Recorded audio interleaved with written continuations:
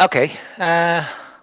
Welcome to GADEP's Geometry, Arithmetic, and Differential Equations of Period seminar. So today here we have Julien Roques, who is going to talk about, the title was containing mirror map. Yeah. Thank you, Jose. Okay. So thank you for the invitation to this very interesting seminar. So indeed, the title of my talk is Hypergeometric Mirror Maps. So the main motivation for this talk comes from mirror symmetry, which itself comes from string theory. So it's a story which comes from physics, actually. But mathematicians became, say, highly or especially interested in mirror symmetry in 1991. After Candelas, De La Osa, Green, and Parks gave very surprising predictions for the number of rational curves in a quantic threefold. So let me say that they gave predictions concerning enumerative geometry.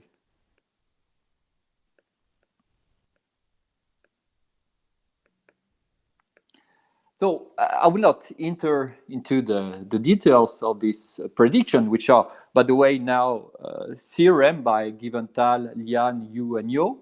But I will just introduce the basic objects involved in this construction from a very, let me say, concrete point of view by giving explicit formulas. So these predictions involve something which is called a mirror map.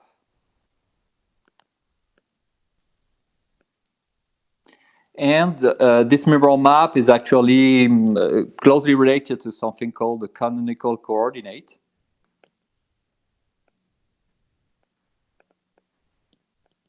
So as I told you, I will not give you the general definition of this object, but instead I will give you the formula for these objects, the formula in the special case considered by Candela, De La Osa, Green, and Parks.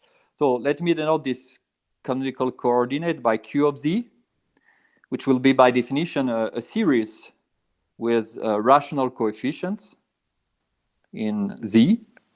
And the mirror map, let me note the mirror map by Z of Q. And this is a series with coefficient in Q in a parameter which is denoted by Q. Okay, so the formula for Q of Z is the following. So it is equal to the x to Z times the exponential of the quotient of two series, G and F. And this series do have these very explicit formulas. So F of Z is the sum from 0 to plus infinity of 5k factorial over k factorial to the 5 times z to the k. And so this is F. And G, so G of Z is the following series. So here you just take the same rational number. And then you multiply this number by some harmonic numbers. So 5h, 5k minus 5hk times d to the k, where hk, as I told you, is the case harmonic number.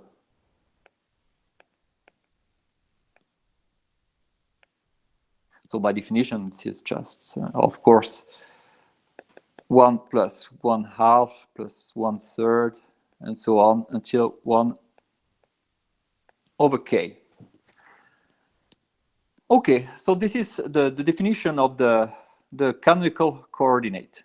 Okay, maybe let me give one more a little remark about this this definition, about this formula for the canonical coordinate. You can rewrite this formula as follows. Okay, so you can write this formula as the exponential of f of z times the log of z plus g of z divided by f of z. Okay, and now if I do this, we can note that this function which is here and these functions, these two functions, so sorry, these two functions here are solutions of the following differential operator, differential equation.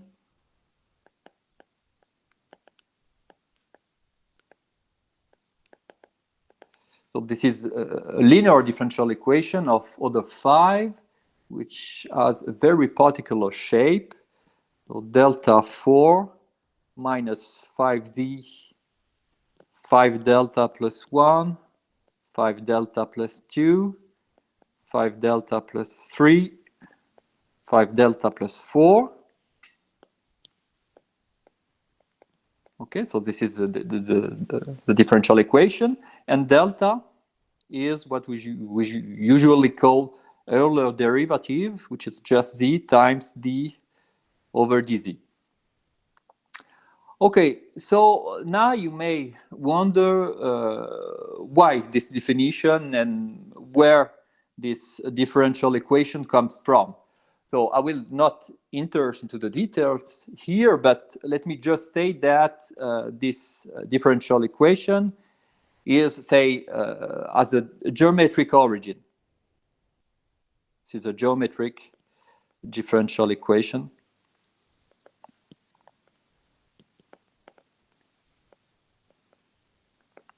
So what I mean by geometric differential equation is the following. This is it appears as a Gauss-Manin connection.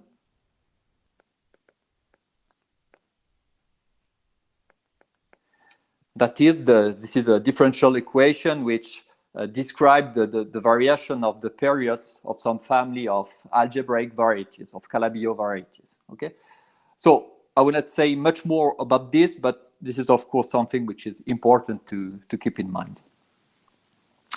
Okay, so now let me come to the fundamental arithmetic fact, which is the starting point of this talk. So fact. So the fact is that the series Q has integer coefficients. So let me say before I forget that this was a conjecture by Candela, De La Green, and Parks in the paper I mentioned at the beginning of the talk, and this is now a theorem thanks to the work of Lian and Yau. So let me say that if you just look at the formulas from a very naive point of view, this fact here is very, very surprising, okay? Because let me remind you the definition here of Q. Okay, you have this exponential of some series. The exponential has plenty of denominators because of the n factorial. So a priori, if you just take a random series here, you will get plenty of denominators, okay? So this is, of course, a very, very particular property, okay? So now let me mention that this implies something about the mirror map, and I just realized that I did not define the mirror map. So the mirror map corresponding to this canonical coordinate is by definition to the z of q, which is the inverse of the inverse for the composition, okay, not for the multiplication, for the composition of Q of Z, just the inverse.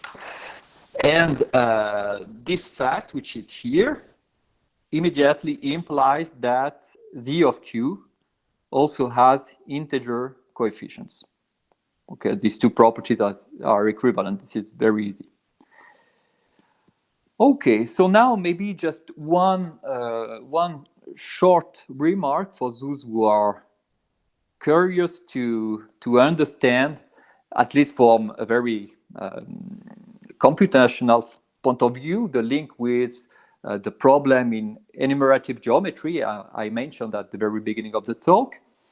So there is an object important in mirror symmetry, which is called the Yukawa coupling.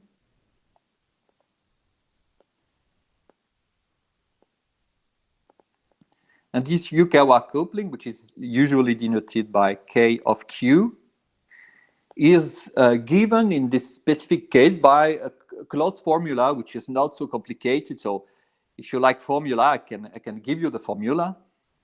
I like formulas, so the formula is the following. So the F is the series I introduced 5 minutes ago. Z is the mirror map. I have to add the square here, and here we have Q Z prime, so just the derivative of Z divided by Z of Q to the power 3. Okay, and now if we just use the fact here that Z of Q do have integer coefficients, and the fact that F also has integer coefficients, which is not hard to prove, then we obtain that this Yukawa coupling also has integer coefficients. Okay, and so now what Candelas, De La Rosa, Green, and Prax did is that they considered the Lambert series expansion of K, meaning that they look at this decomposition.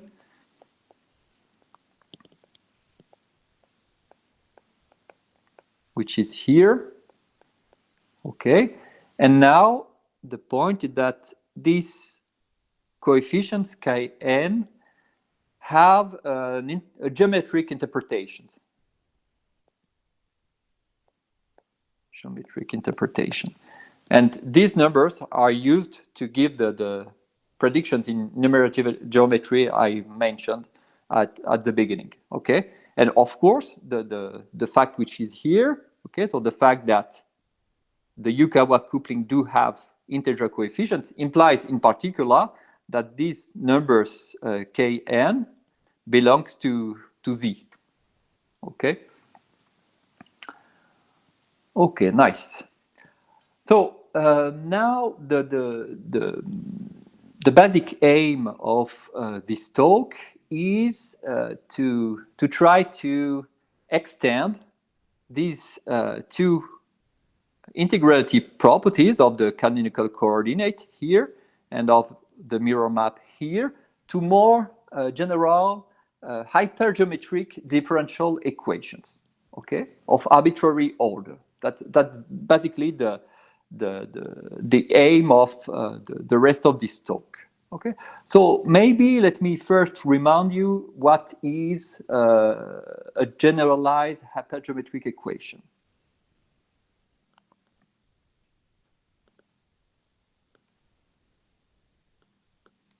So generalized hypergeometric equations. So in order to define these equations, I need some parameters. Let me say alpha, which is an n-opal of rational numbers, alpha 1 up to alpha n. Beta, which is beta 1 up to beta n minus 1, and beta n is equal to 1. Okay, this is just a convention. Okay, and there are also rational numbers. And note that here the n is the same that this n here. Okay, we have the same numbers of coordinate for alpha and for beta. So now the generalized hypergeometric operator, which are with parameters alpha and beta, which I will denote by L alpha beta, is given by this formula, product from 1 to n of the delta plus beta k minus 1 minus z times the product for k from n to n of the delta plus alpha k. Okay, where I use the same notation as above, namely that delta is z times d over dz. Okay, so this L alpha beta is so this here is a linear differential operator over P1. Okay, it has 3 singularities in general.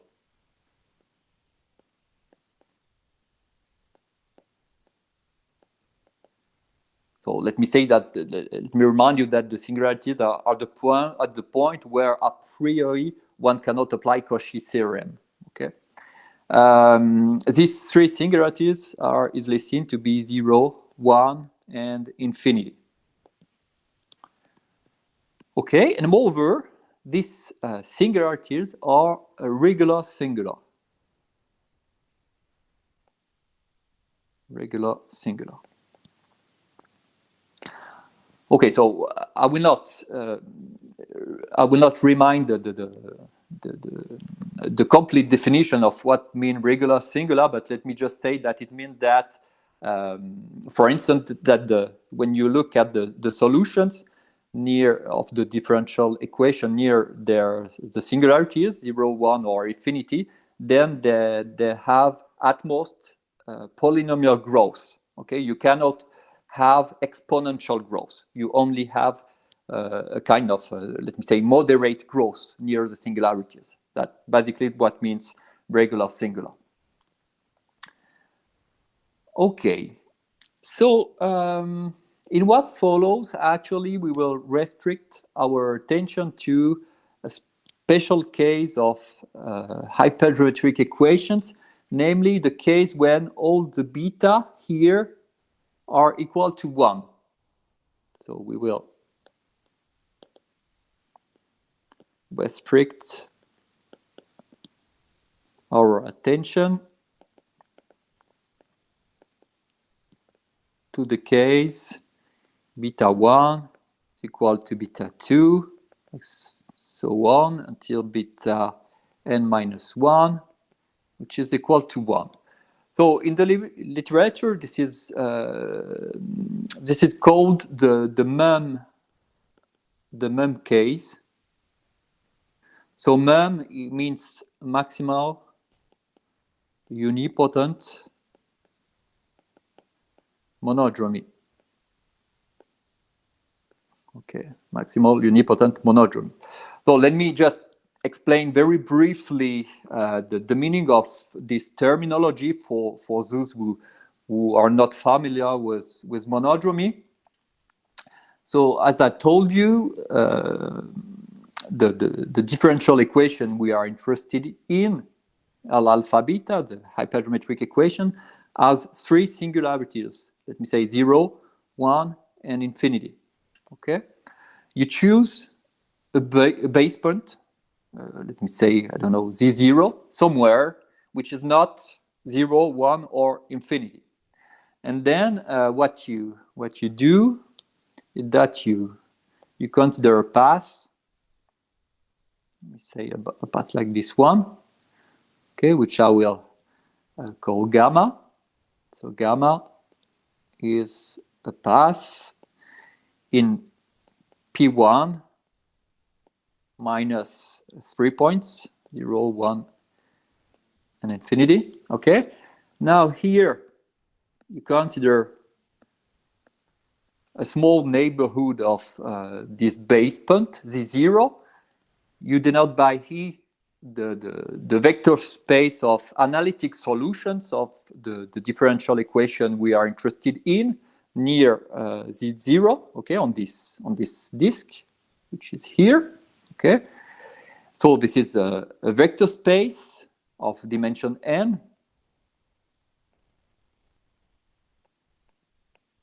Okay, and now it's well known that any element of E can be continued analytically along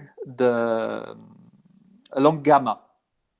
Okay, you just have to apply Cauchy's theorem several times here on small disks. It's a classical fact. Okay, so you can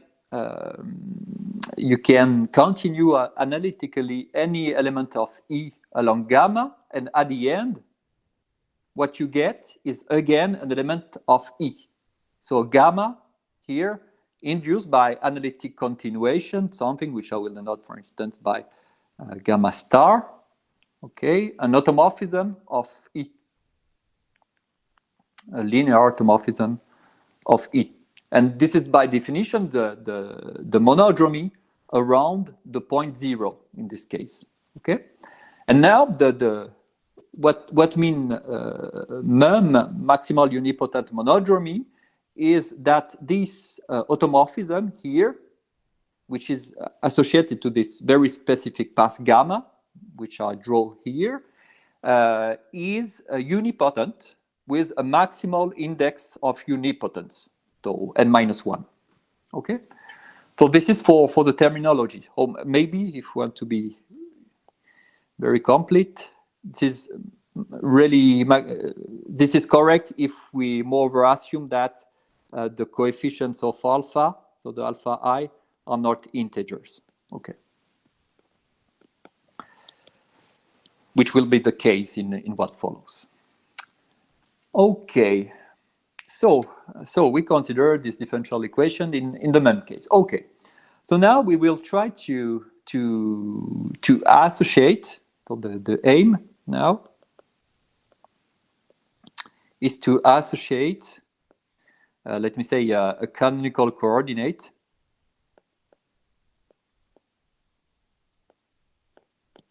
to L alpha and 1, okay, beta, all the beta is equal to 1, so I will maybe use the shorthand notation L alpha just for this, when all the beta are equal to 1. So we want to associate a certain canonical coordinate and a corresponding mirror map to this differential operator. Okay, so we completely forget about the geometric situation of Candelas, De Lausa, Green, and Braggs. We completely forget the Gauss-Manin connection at this point. We just say we have a differential equation of order n, and we want to associate a canonical coordinate and the mirror map to this differential equation. Okay, so what we will do is that we will mimic what I explained in the special case considered by Candelas, De Lausa, Green, and Parks. So the first step, so let me show you maybe what I wrote at the beginning. So the first step here, okay, to define the canonical coordinate Q here is to define to find two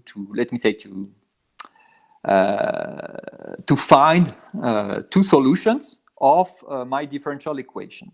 Okay, so I will do this now, and this can be done by using something which is very classical, which is known as Frobenius method. Frobenius method.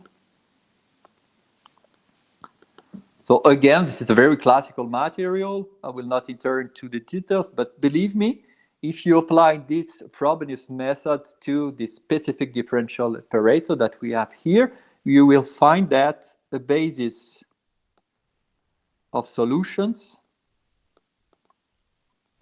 of L alpha is given by the series that we call y alpha 1 of z, y alpha 2 of z, and so on up to y alpha n of z. And they are given by the following formula. So y alpha I is equal to the derivative with respect to some parameter rho of this series here. So we have a product for k is equal to 1 to m of the rho plus alpha k m divided by the product for k is equal to 1 to m of the rho plus beta k m times the m plus rho, and then you consider the special value at 0. So here I used also another classical notation. So xm is what is called the Pochhammer symbol, which is defined by x plus 1, and so on, up to x plus m minus 1, I think. Yes. So this is the Pochhammer symbol. So betas are 1, yeah? Oh, yeah, you're right. Thanks. 1. Thank you. Okay. So now I will just write down the explicit formulas for I is equal to 1 and I is equal to 2. Okay, so if I look I is equal to 1, what I get is a series, which I will denote by f alpha. Okay, this is just a notation. And the series is the sum for k is equal to 0 to plus infinity of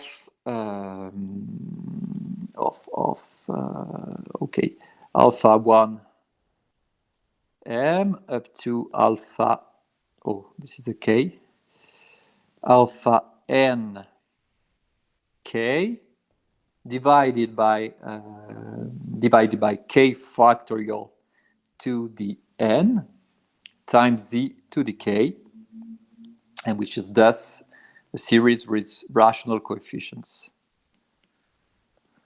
Okay, and now, so this is the first element of our basis of solutions. And now if I take I is equal to 2, the second solution, y alpha 2 of z is now a linear combination of 1 a log of z with coefficient in this ring of series here. So I will denote the coefficient of this linear combination as follows: gz plus log z times f alpha z. Of course, the log comes from this exponent which is here. Okay, when you take I is equal to 1, here you have 1, so you have to derive this term, to take the derivative of this term, and then you get a log. Okay, and the formulas for this f alpha is just the one I define here, and the novelty is this g alpha. And this G alpha is given by this formula. So don't worry, you don't have to remember the formulas to understand the rest of the talk, okay? But I like to give the formula. This is very concrete. So here we have exactly the same term as above. So alpha n k factorial to the n. And here you have some generalized harmonic numbers that come into play.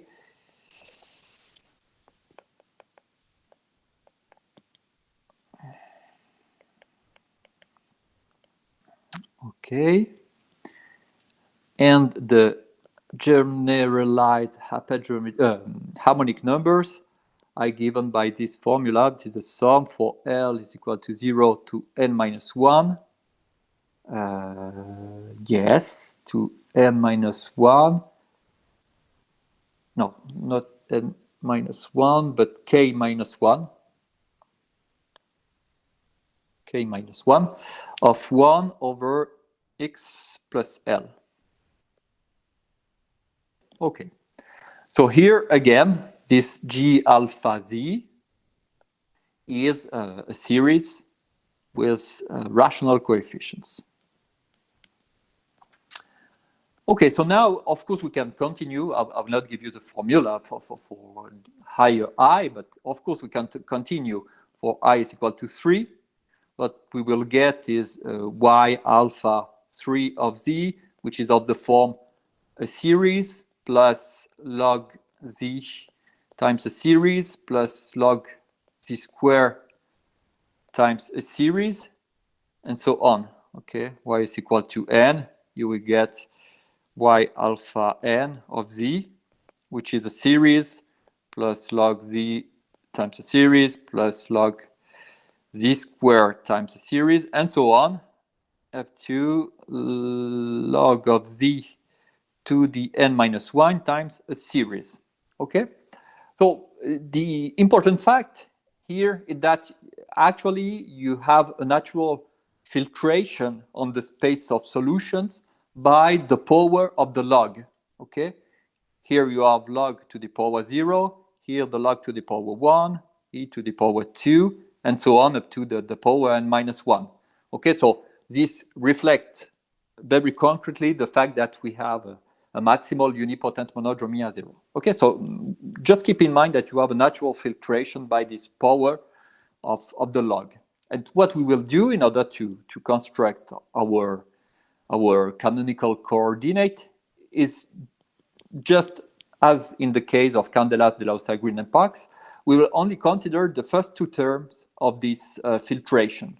Okay, so the one without log and the one with the log to the power 1, and that's it. Okay, so the definition for the canonical coordinate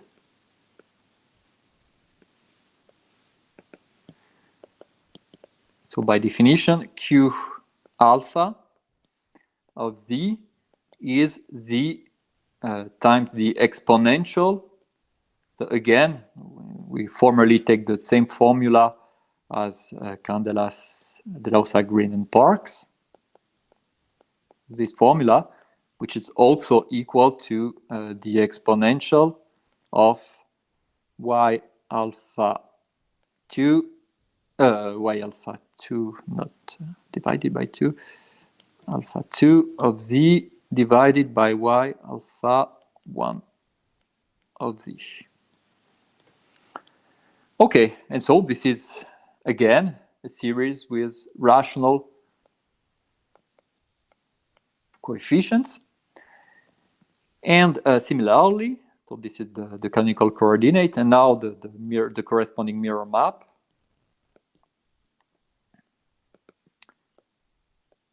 So we will do as Candelas, Deleuze, Green, and Parks did. So we will define z alpha of q,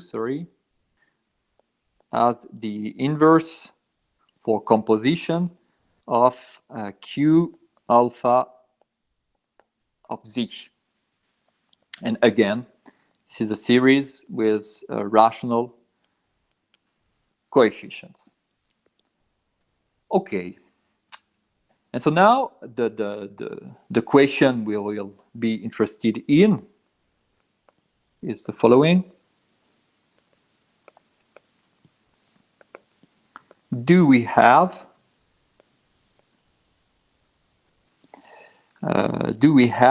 that Q alpha of z as integer coefficients, and similarly for the alpha of q?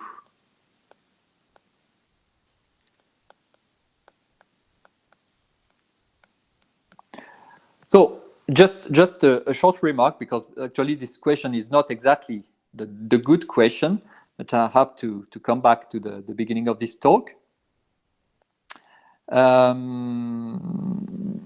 So here we have the definition of the generalized hypergeometric equation.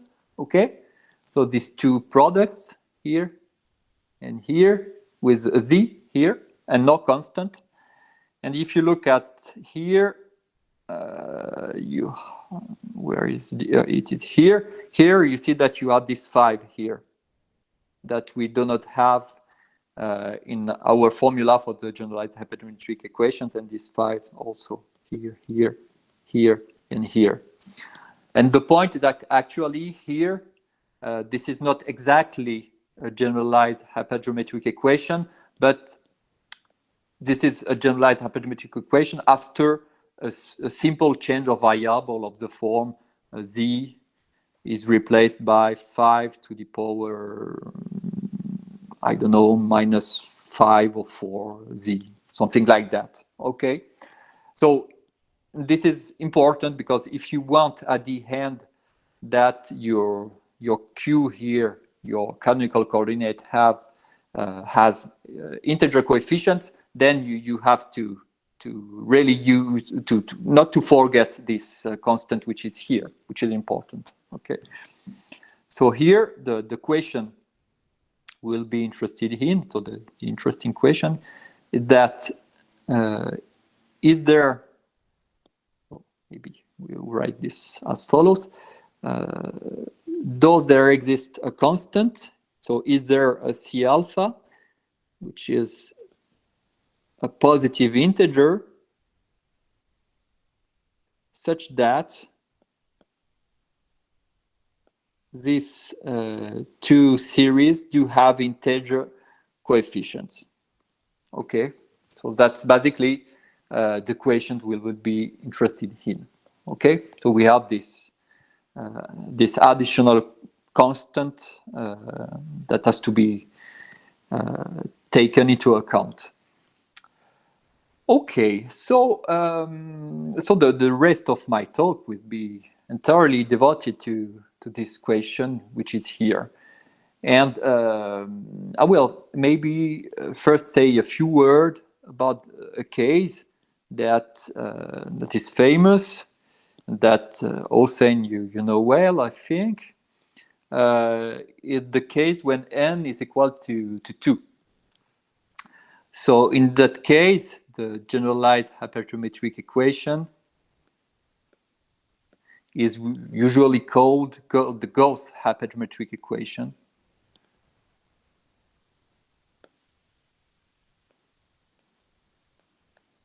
So this is just a linear differential, maybe just is not relevant for this. This is a linear differential equation of order 2 over the Riemann sphere with 3 singularities, 0, 1, and infinity.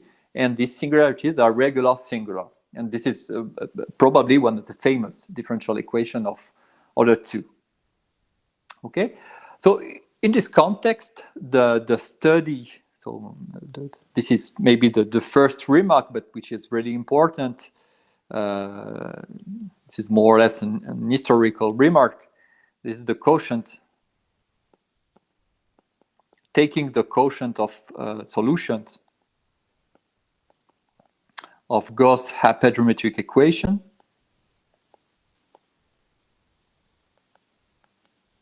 It's something which is really, really classical. It's not due at all, of course, to Candelas, de la Green and Prax. It's really older. It goes back at least to Fuchs, who probably considered these quotients, but they really became famous after these quotients became famous after the celebrated work of Schwarz on the one hand, and independently, but more or less at the same time, by Poincaré.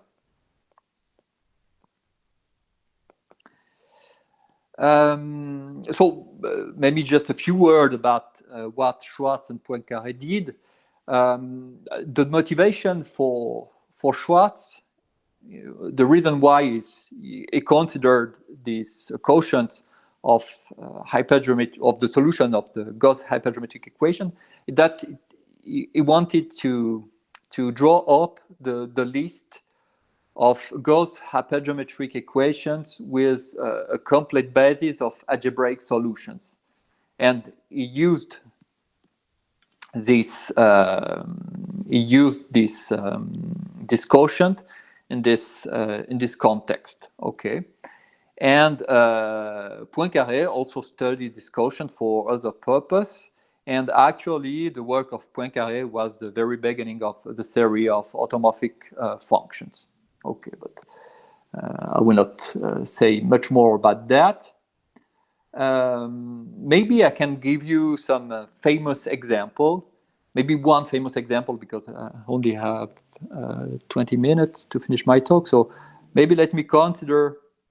Maybe Julian, Yeah. taking the exponential of quotients was never considered before, no? I think Not the exponential, just the quotient. Yeah. You're right. Yeah, just the quotient. You're right. Yeah. So 1/2. If you take for alpha 1/2, then the corresponding mirror map. Sorry, the corresponding mirror map here can be described by using Dedekind eta function. So the explicit formula is the following.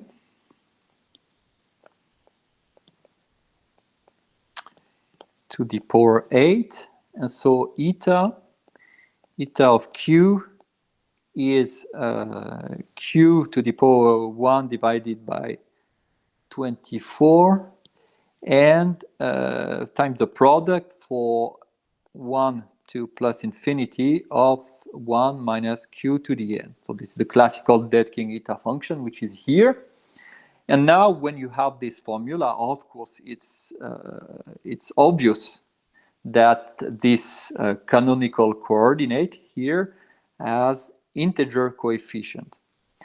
And actually, this is not a random series. This series has a modular origin. It is an opt module for a certain congruence subgroup of SL2 of Z. Okay, so just keep in mind maybe that this has to do with modular forms. Okay, and I could give you, but I think it's not necessary now, but you have plenty of other examples of this kind. If you take, for instance, alpha, which is 1/4, 3/4, or maybe one of the famous example is when you take 1/12, 5/12, because in that case, the canonical coordinate you get is the inverse for the product this time of the J invariant, of the modular invariant. Okay, so all this example leads to a mirror map with integer coefficients and with a modular origin. And actually, you can prove the following theorem.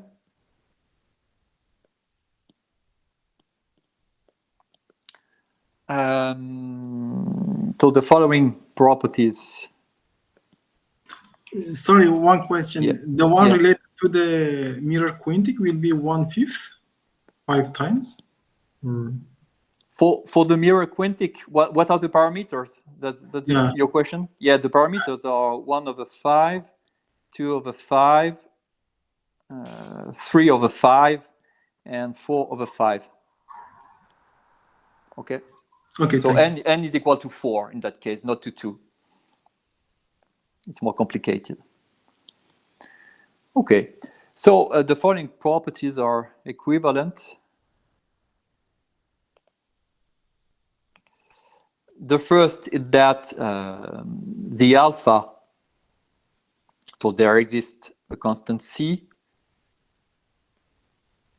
which is a positive integer, so that the alpha, c alpha z of q, sorry, as integer coefficient.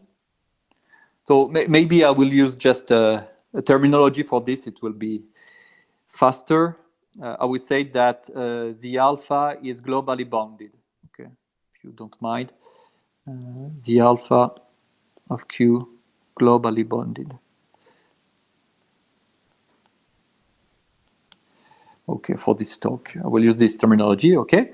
And this is equivalent to the fact that the parameters alpha 1 and alpha 2 belong to an explicit list, but I will not give you this explicit list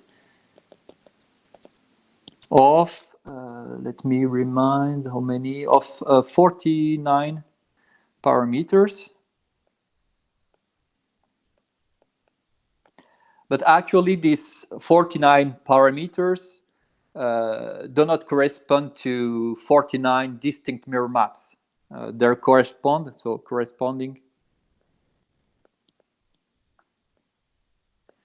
to 10 distinct mirror maps.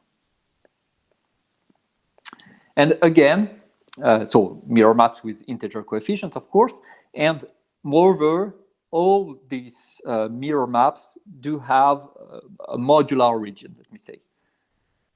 They are modular. Okay, so they are invariant with respect to some triangle group. Okay, so maybe that's it for the case n, the special case n is equal to 2, and then I will move to the case when n is at least 3. So an example is was your question. If you take alpha, which is 1 over 5, 2 over 5, 3 over 5, 4 over 5, then you get the quintic example indeed. So the example by Candelas, De Rosa, Green, and Parks. Julien, maybe I will add another item to the theorem that the monodromy group is arithmetic. This is also. Yeah, sure. You're right. Yes, that's all right. This is important. You're right. I will make some comment on this at the end of the talk. You're right. Of course, this is important. I agree. Okay. So. Okay, okay. So maybe if you look at this this example, which is here, you will see that this is a very particular example, because here, if you look at the numerators here, you have okay. In that case, you have all the integer between 1 and 5, except 5. But okay, what is important is actually you have all the integer between 1 and 5, which are coprime to 5. And actually, if you look at the literature, almost all the cases considered in mirror symmetry are of this form. So let me maybe introduce this definition for this. So we say that alpha is R partitioned. So I don't know where this terminology comes from. Eric Deleg used this terminology in his paper, but I don't know where it comes from, but okay. So alpha is R partitioned if it is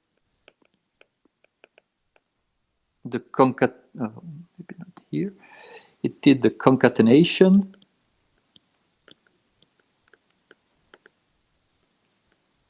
of some tuples of the form b divided by m. So m here is just a positive integer, and b describe all the integer between 1 and m, and is coprime with m. Okay. And so, as I said, this case here is obviously R partitioned, and most of the cases that you can find in the literature in mirror symmetry are R partitioned. Okay, so maybe now one theorem. So this theorem is due to Lian and Yau. They proved that if P is a prime number, and if you look at alpha, which had the form 1 over P, 2 over P, and so on, up to prime P minus 1 over P, which is of course R partitioned, then the alpha of Q is globally bounded. And moreover, they have, with an explicit constant,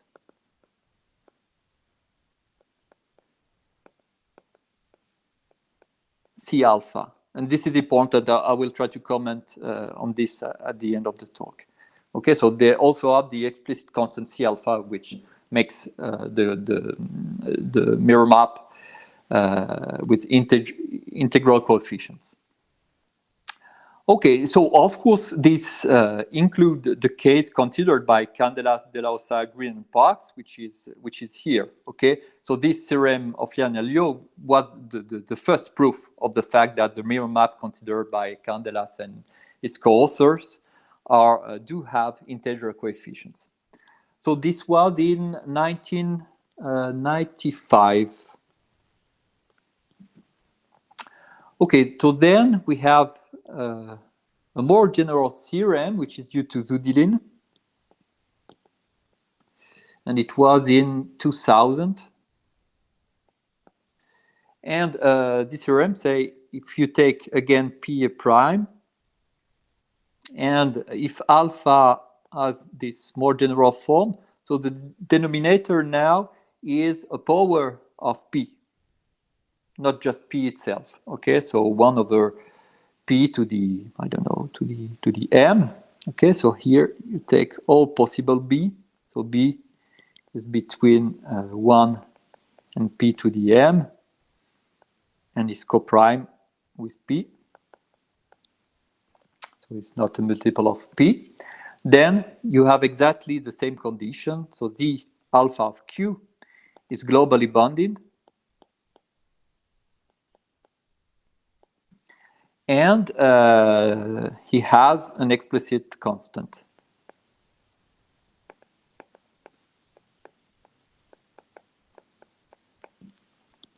Okay, and so actually the result by Zudilin is more general than this, but the statement is quite technical. So I just give here this particular case.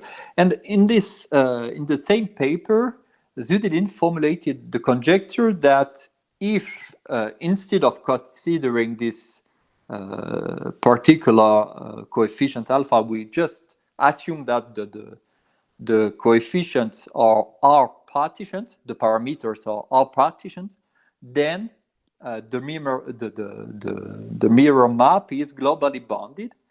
So this became a theorem 10 years later. So this theorem is due to Kratenthaler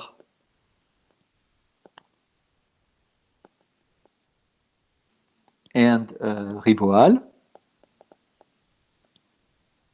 in 2010. And so they prove that if alpha is R partitioned, then the alpha of Q is globally bounded. And they have an explicit formula for the constant C alpha. Okay, so now there is, so of course this is very nice theorem, which is far from being easy to prove. It's quite difficult, very technical. And now there is one more question at this point is, what about the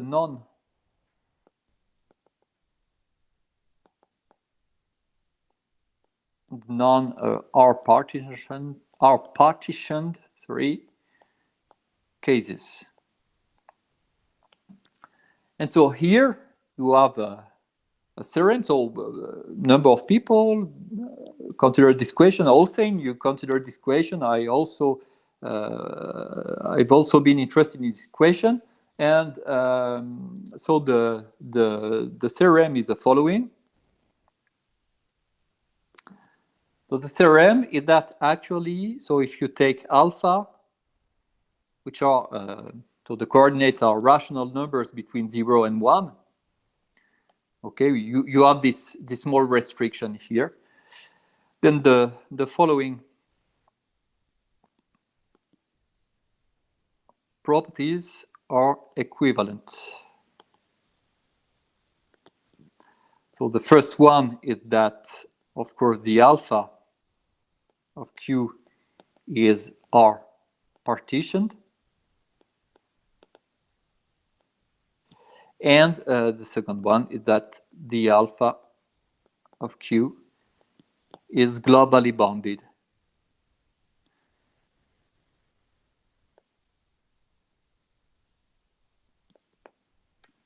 Okay, so actually the answer to this question here is that from the point of view of just the question we had in mind is the mirror globally bounded.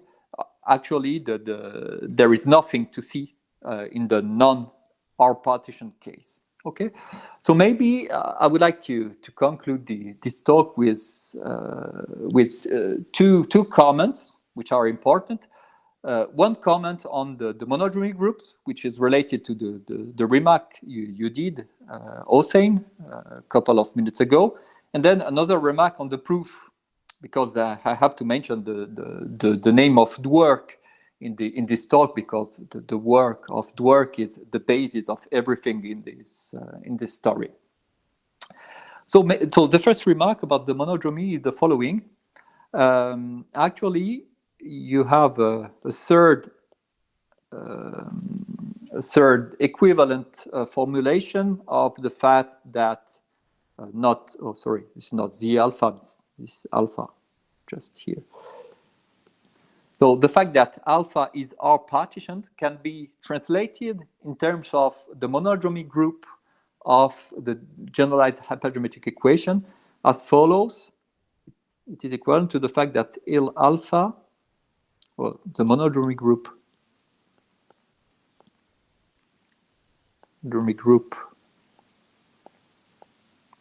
of L alpha is included with respect to suitable bases in SLN of Z. Okay, so this is really equivalent to the fact that the monodromy is defined over Z. And of course, this is supposed to remind you what I said in the case when n is equal to 2, because as Hossein mentioned, here in the case n is equal to 2, we have mirror maps which have a modular regime. There is a group beyond which is acting on our function. This group is actually just the monodromy group of the corresponding Gauss hypergeometric equation, and this monodromy group is arithmetic, as Hossein mentioned. Okay, so now there is a natural question, which is this group, this monodromy group here, arithmetic?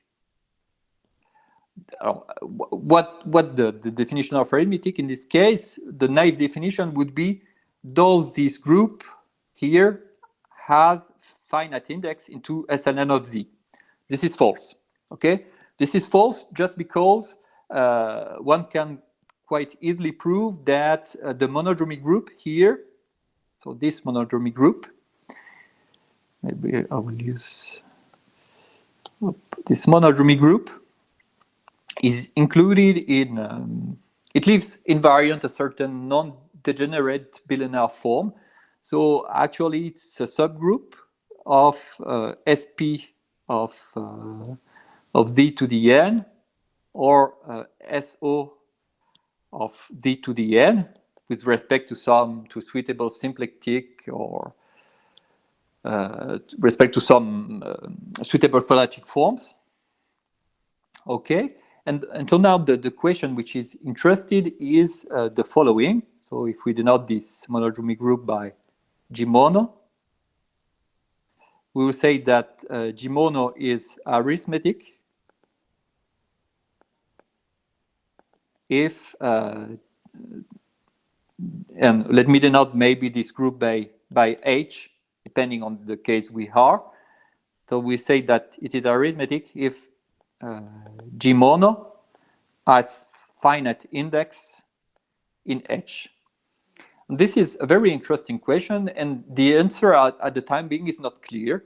We have certain cases where the answer is yes, the monodromy group is arithmetic in this sense, and we also have other cases where the monodromy group is seen, that is not arithmetic. Okay, so you have some works by.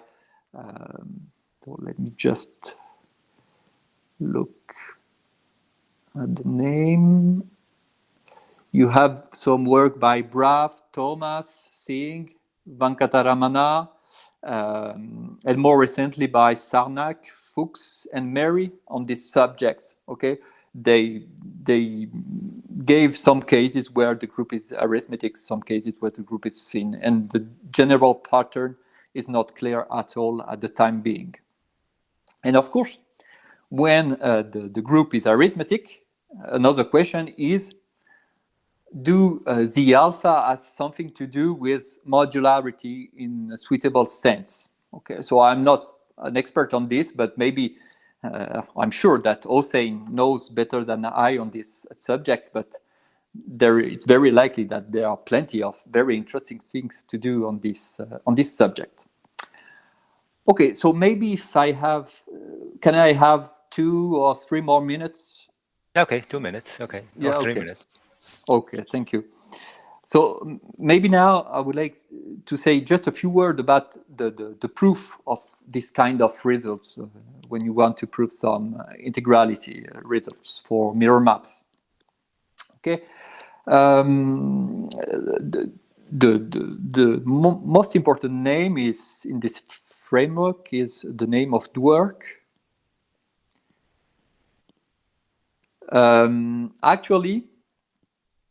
Actually, Dwork, if you just use the theorem of Dwork, then a very deep technical theorem of Dwork, you will get that Z alpha of Q has p-adic integer coefficients for any p such that the coordinates of alpha are p-adic integers.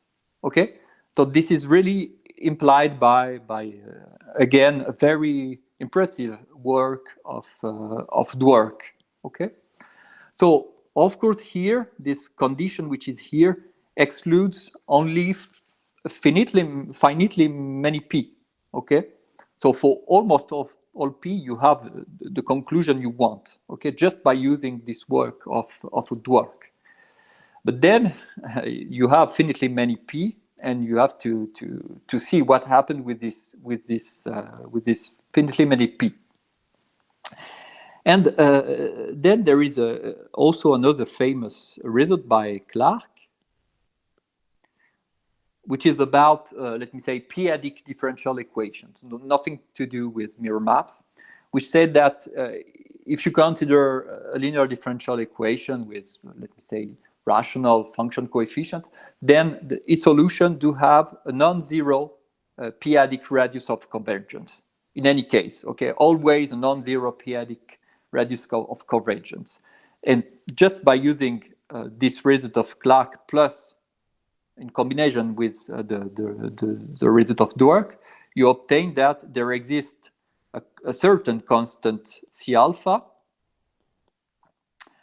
such that Z of alpha of C alpha Q do have integer coefficients.